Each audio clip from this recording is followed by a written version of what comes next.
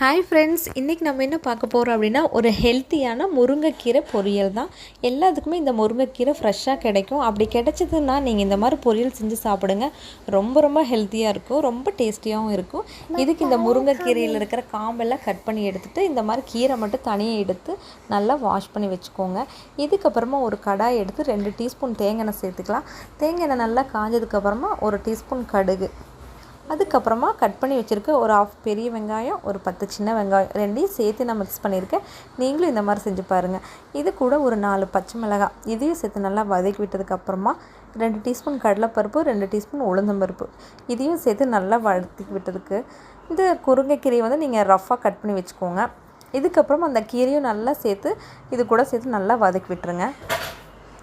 முருங்கைக்கீரை நல்லா வதங்கினதுக்கு அப்புறமா நீங்கள் கொஞ்சமாக உப்பு சேர்த்திங்க அப்படின்னா போதும். இந்த முருங்கைக்கீரையில் அவ்வளோ ஹெல்த் பெனிஃபிட் இருக்குது. ஒரு பழமொழி கூட இருக்குது, முருங்கை நட்டவன் வெறுங்கை போவான் அப்படின்னு கூட சொல்லுவாங்க. அந்தளவுக்கு முருங்கைக்கீரையில் ஏகப்பட்ட சத்துக்கள் அதிகமாக இருக்குது. நீங்கள் வாரத்துக்கு ஒரு டைம் ஆச்சு நீங்கள் முருங்கைக்கீரை கட்டாயமாக சேர்த்துக்கோங்க. குட்டீஸ்க்கும் கொடுங்க. இந்த பொரியல் கூடயே நீங்கள் சாதம் ஒரு கரண்டி சாதம் போட்டு கிளறி கொடுத்தீங்க அப்படின்னா பாப்பாங்களுக்கு லஞ்சுக்கு கூட கொடுத்து விடலாம். அந்தளவுக்கு ஹெல்த்தியானது கூட. நீங்கள் கண்டிப்பாக ட்ரை பண்ணி பாருங்கள். இப்போ முருங்கைக்கீரை சேர்த்து நல்லா வதக்கி விட்டுக்கலாம். இப்போ கீரை நல்லா வதங்கினதுக்கப்புறமா உப்பு கரெக்டாக இருக்கான்னு பார்த்து செக் பண்ணி போட்டுக்கோங்க. இதுக்கப்புறமா ஒரு 1/2 டம்ளர் தண்ணியும் சேர்த்துக்கலாம். தண்ணி நல்லா ட்ரை ஆகிற வரைக்கும் கீரை நல்லா வேகட்டும்.